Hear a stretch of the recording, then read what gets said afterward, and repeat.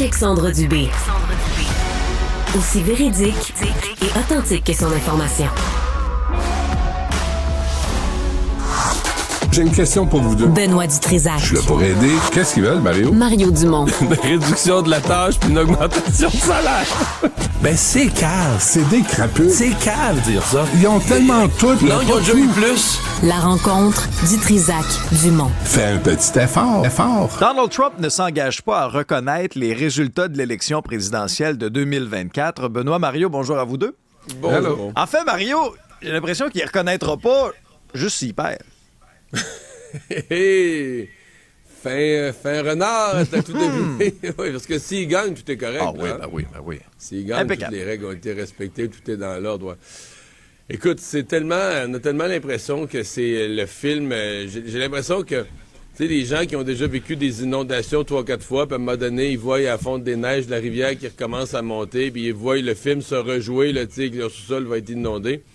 Je le sens tellement comme ça que, bon, ben, c'est reparti, tu sais. Puis, bon, est-ce qu'il va gagner ou perdre, là? Je sais pas, mettons que c'est 50-50, mais il y a tout le scénario où Trump gagne pas. Les gens dans la rue, la dernière fois, ça a fini avec une attaque sur le Capitole. Comment ça va finir cette fois-ci, allez deviner.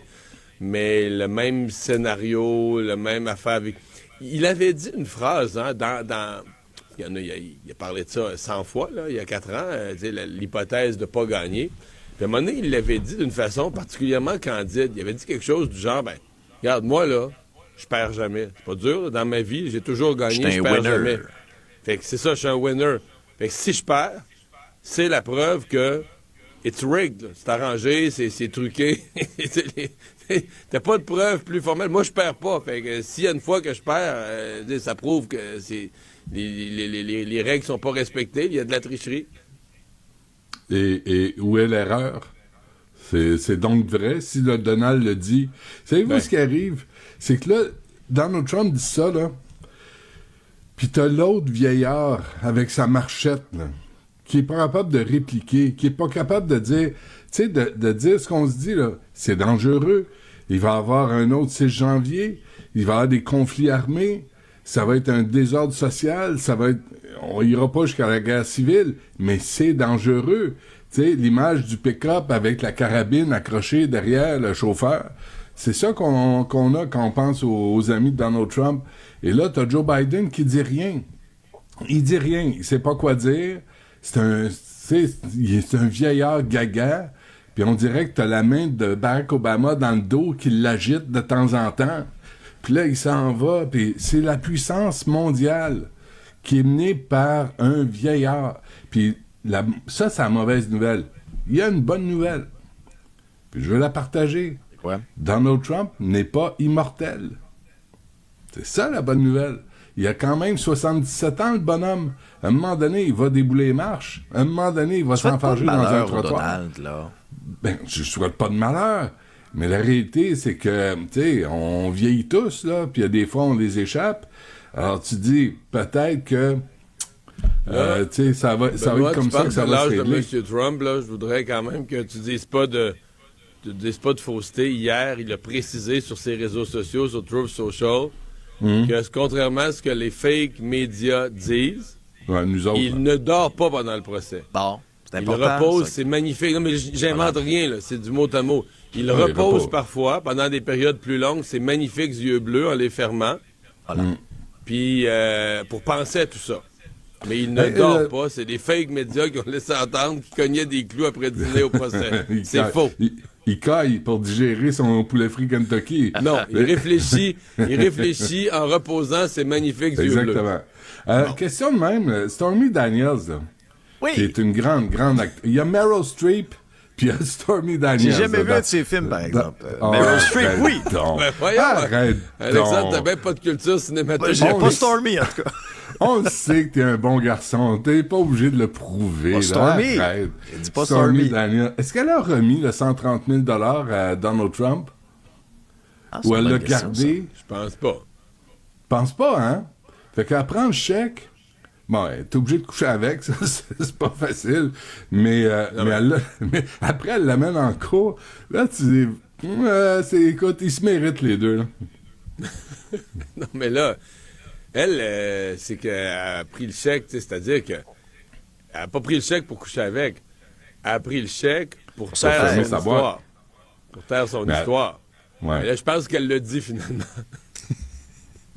Je pense qu'elle en a parlé finalement. Ouais, pour respecter l'accord. Et on comprend pourquoi il a des petites mains. Tu sais ce qu'ils disent, hein? Petites mains, petits gants. Ah, voilà. Ben oui, petite main, petite gants, c'est logique. François Legault, Mario, qui ferme la porte à une loi en ce qui concerne le droit du logement. Ouais, ce débat est venu, puis ça m'a rappelé un souvenir. Puis je sais que ça va vous rendre admiratif de moi, là. Moi, j'ai voté à l'Assemblée nationale il y a plus de 20 ans pour une loi sur l'élimination de la pauvreté. Là qu'on reconnaît ton grand cœur, Mario. Ben, c'est moi, ça.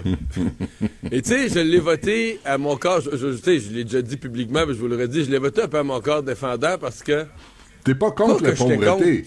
Pas que j'étais contre les articles de la loi, il n'y a rien là-dedans que tu peux être contre, là. C'est un ramassis de vœux pieux, là. Parce que la loi, elle met en place, elle dit qu'il faut mettre en place des mesures pour combattre la pauvreté. Tu peux pas voter contre ça, dire moi je suis pour la pauvreté. Le sens que j'avais honte de voter pour ça, je me disais, mais quelle absurdité, là. Comment une loi peut s'appliquer? Et c'est un peu comme ça que je me sentais, une loi sur le droit au logement. Mettons que le Parlement la vote, là. Mettons que François Legault, là, à l'inverse d'hier, il dit non, c'est la plus grosse priorité. On tasse tout le reste des discussions, tout le reste des projets de loi.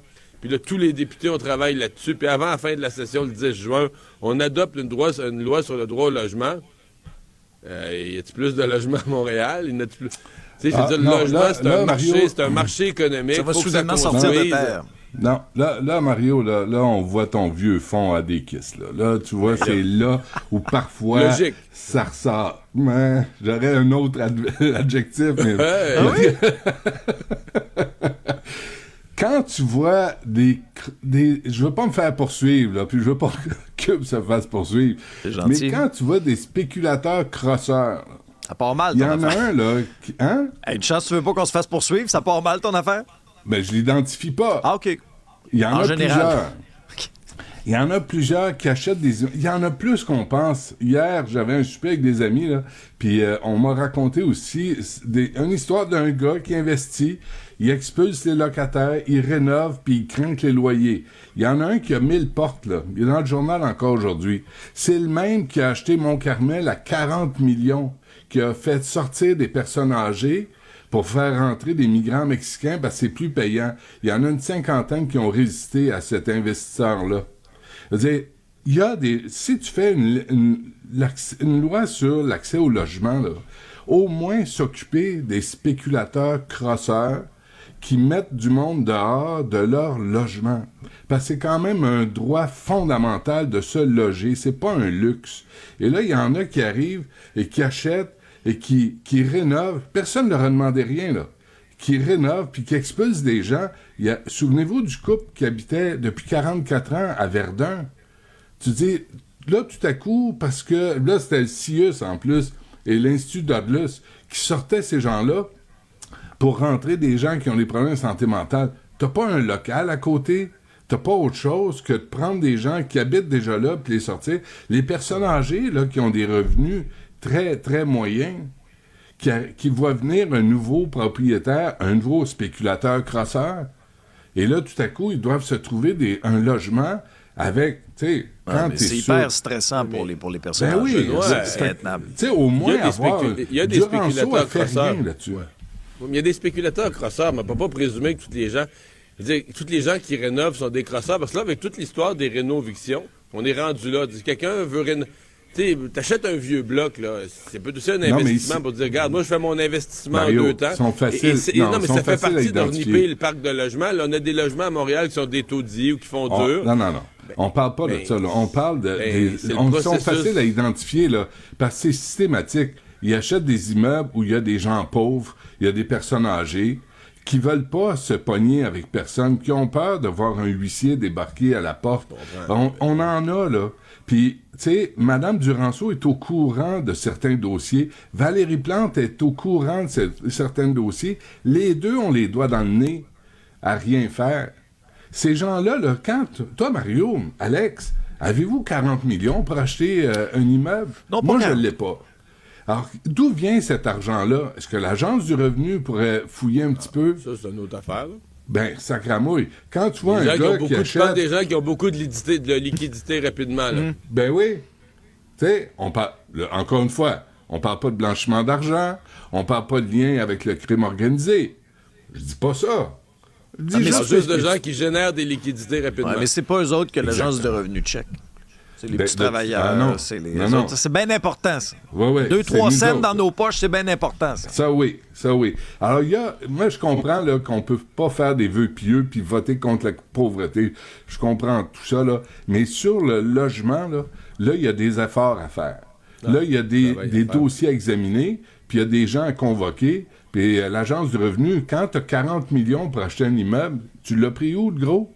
Puis quand tu en achètes, quand tu as 1000 portes, comprenez-vous, 1000 portes, c'est tu possèdes une partie. Quand tu vois des courtiers immobiliers trafiquer des ventes, comme on en a vu, et on les a vus dans des séries de télé, on les applaudit, on les consulte.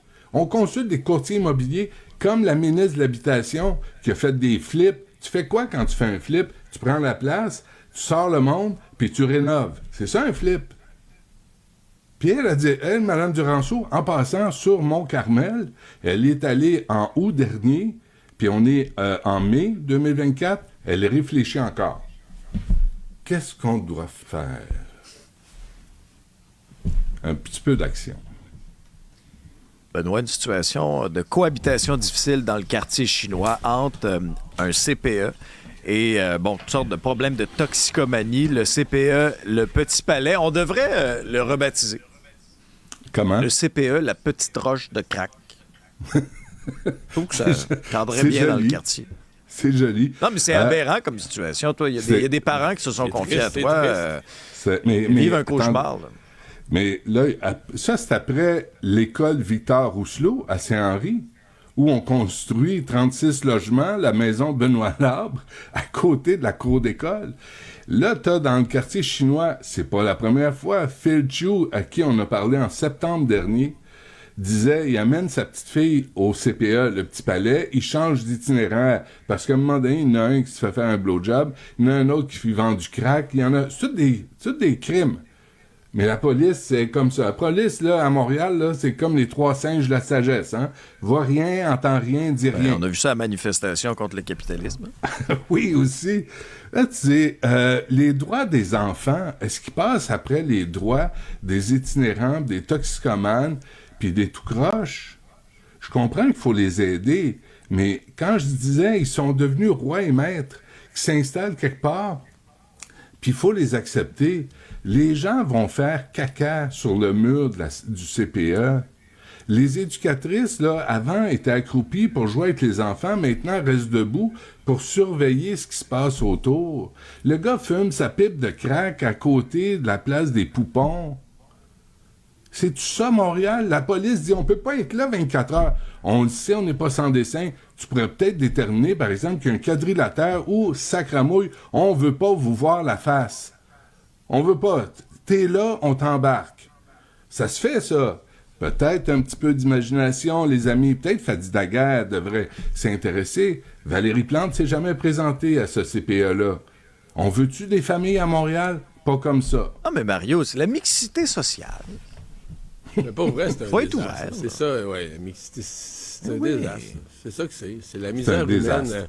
C'est ça. Comment on va se sortir? Tu sais, la question, c'est pas est-ce que c'est grave, c'est comment tu te sors de ça. Là. C'est tellement terrible. Parce que là, le CPE, on dit les enfants, on va plus dehors, parce que dehors... Tu sais, t'es rendu, tu dis, ah ben là, dehors, c'est trop risqué. Ah ouais, c'est ça.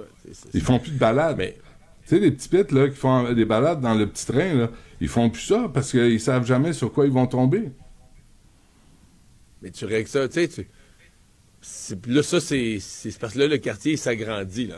C'est le quartier où on est à Cube, là, t'es rendu vers le Vieux-Montréal, le quartier chinois, mais il faut voir que le quartier où la misère humaine domine, là, tu sais, est le facteur central, là, ce quartier-là s'agrandit. Mais tu sais, tu vas faire quoi avec tout ce monde-là? Parce que là, on les voit, tu sais, autour de Cube, là, on les voit, les yeux vides, ils se parlent tout seuls, perdus. Tu sais, tu te demandes comment ils mangent, qui paye, où ils vivent, le jour, la nuit, qu'est-ce qu'ils font de leur journée. Je suppose que c'est des êtres humains, ils doivent avoir des parents, des gens qui les aiment à quelque part, qui sont découragés aussi, mais là, tu dis qu'il n'y a plus de bouée de sauvetage, mais c'est-tu les effets c'est-tu les politiques de santé mentale qui sont nulles? C'est-tu les effets dévastateurs de la drogue? Je pense qu'il y a beaucoup ça, mais c'est épouvantable. Comment on va revirer ça? Parce que là, pour l'instant, ça va juste dans une direction. Là. Il y a de plus en plus de misère humaine dans la rue. Puis comme dit Benoît, mais tu sais, je suis partagé entre... oui, ils envahissent tout l'espace, puis... Mais là, il y a de plus en plus de monde, il y a de plus en plus de gens qui sont des épaves. Fait que ça te prend... On prend le port où les épaves sont logées de plus en plus grand. C'est un secteur de plus en plus grand de Montréal qui est dans cet état-là. Puis là, tout le monde doit s'adapter. Là. Les CPE, tout le monde doit s'adapter à ça. Mais c'est un problème de fond. Tout le monde semble... Écoute, sincèrement, la mairesse... C'est la visite de la mairesse dans le quartier, dans le village. C'est un des événements... Ça peut être drôle si tu décides d'en rire, ça peut être triste si tu le regardes sur le fond, mais elle vient faire une marche pour dire que tout est correct. Ben oui, ou dans le métro. Dans le métro, un mercredi matin. Tu sais, le mercredi matin, avec son manteau fuchsia puis les photographes de la presse. Des policiers. Ça, c'est discret, là, pour voir vraiment ce qui se passe dans le métro. Écoute, t'es vraiment James Bond. Tu t'es infiltré puis personne t'a reconnu. Non, mais t'es pas rassuré, toi. J'entendais ton entrevue là, avec M. Doré, là. T'es venu te rassurer. Ben, M. Doré, tu l'écoutes puis il a l'air bien intentionné. Ça, c'est pour la maison Benoît Labre. Mais la question, d'après moi, là, humblement, c'est les droits de qui prévalent, là? Les enfants? À Montréal. Ça n'a pas trop l'air déstressé, ça. Sacramouille, non. Ils ont l'air à passer après. Le gars, il se promène, puis il vient pisser devant les enfants dans le cours d'école, Victor Rousselot. Puis là, les parents veulent pas sortir de chez eux, veulent pas dénoncer, veulent pas montrer leur face parce qu'ils ont peur. Ben non, qu'il ait pas peur. Ben non, mais t'es pas là 24 heures par jour, toi. Tu sais, c'est vraiment... Tu sais, je vais ajouter, si tu me permets, Mario, là, quand tu dis c'est un désastre de l'administration Plante. C'est devenu gênant. Là. Tu vois tous les problèmes, puis on voit apparaître aucune solution. Le métro, là, on n'entend plus parler. Ça n'a pas changé. C'est pas mieux. C'est pas parce que t'as des ambassadeurs qui t'invitent à un cocktail à 17h ce soir, à la place Bonaventure, au bureau de la STM, avec Eric Caldwell comme invité spécial. C'est un sacramouille. Ils sont où, les solutions? On les entend pas. La réforme de la loi 101, Benoît, qui pourrait causer des arrêts Jordan dans la justice parce qu'on doit traduire tout ça, traduire les jugements en français. Français ça, au dos large. Hein? C'est dans la presse. On dit la réforme, là, ça pourrait causer des arrêts Jordan parce qu'il faut traduire les jugements, tous les jugements en français. Et là, c'est le juge, comment il s'appelle? Denis Galiasatos. C'est lui qui avait dit que faire un droit d'honneur, c'est pas un crime, c'est pas un délit. Je peux pas me souvenir de ça, en mars 2023. Entre deux voisins, ça? Une chicane de voisins? Oui, c'est ça. Mais là, tu dis, OK, là, ça cause des délais. Puis là, il y en a une qui a tué, il y a Kristen Pride, 32 ans, accusée de conduite dangereuse, négligence criminelle, causant la mort pour avoir fauché une cycliste Irène de M en mai 2021 dans l'ouest de Montréal. Kristen Pride habite au Québec, mais elle ne sait pas parler français. Elle comprend pas le français. Mais là, Benoît, c'est son droit constitutionnel au Canada d'être jugé en anglais. Monsieur. Ah, je l'ai ici, son droit constitutionnel, excusez-moi. Mais là, tu dis, il y a des délais pour traduire la décision du juge, OK? Et il parle en termes de semaines. Tout le monde utilise Google Translate. Ah, oui, rentrez ça là-dedans, puis c'est réglé. Ben, sérieusement, le système de santé fonctionne encore avec le fax. Eux autres, ils ont besoin d'une traductrice officielle pour traduire une décision sur un... Mettez ça dans Google Translate, puis quelqu'un le corrige, ça va prendre 1 heure, puis tout est réglé. Ben, certain. Ils sont... Elle est où, la technologie? T'as peut-être pas le même jugement. T'as pas le même verdict en bout de ligne. T'as la même affaire. Moi, je fais traduire là, sur Press Reader, là, quand j'ai des journaux canadiens anglais. Je viens juste de commencer à faire ça. C'est, je dirais, 90% très, très correct là, comme traduction. Mario? Ben, tu sais, je partageais. C'est sûr qu'il y a un côté où on dit, bon, ben, c'est ça, le français, c'est un problème, parce que si c'était l'inverse, là, tu sais, On se comprend que s'il fallait traduire en anglais au Canada, on nous dirait, non, là, c'est nécessaire. Mais en même temps, je me suis demandé, je suis pas assez spécialiste, vraiment pas en droit criminel, là, je connais. Mais mettons un petit jugement là, qui est un peu sans portée, là, qui n'a pas vraiment de risque de créer un précédent. Là, un jugement pour une affaire de sortie de bar, ça s'est tapé sa gueule, voie de fait simple. Je veux dire, mettons que c'est un anglophone, là, puis on fait des farces, mais effectivement, il y a un droit constitutionnel d'être jugé en anglais. Je veux dire, y a-tu vraiment une valeur si immense à ce que le jugement soit traduit instantanément là, en français? Est-ce qu'on a le jugement dans mesure où, sincèrement, le seul que ça concerne, c'est l'accusé? Là. Je pense pas que le reste de la société va capoter de lire le jugement. C'est simple. Je me suis posé la question sur le niveau d'urgence. Je comprends que c'est une règle qu'on se fait, on vit en français au Québec, mais je me suis quand même... Bon, mais pour le reste... C'est d'accord. Coupable, guilty. Parce que là, le juge, il parle, ça pourrait prendre des mois. La traduction, ça pourrait prendre jusqu'à des mois. Il y a un bout qui m'échappe. Oui. Puis tu sais, il y a des mots simples là, à traduire. Coupable, guilty. Tu sais, non coupable, not guilty. Bon. C'est pas mal le lexique de base. Hein? 6 ans de prison, 6 ans de pénitencier. Ah, Benoît, on devrait te mettre en charge de bien des affaires. Ça irait pas. On m'appelle pas. On m'appelle pas. Mais t'as-tu ouvert ton cellulaire? Oui. Non. Ben, c'est ça. Commence par ça. Attends, je vais l'ouvrir. Bon.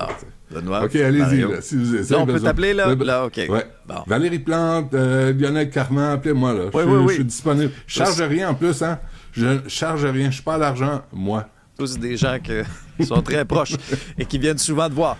Benoît, Mario, merci à vous deux. Je suis en vacances la semaine prochaine. Je vais penser à vous. Salut, Mario. Profite-en bien. Profites-en bien. Salut.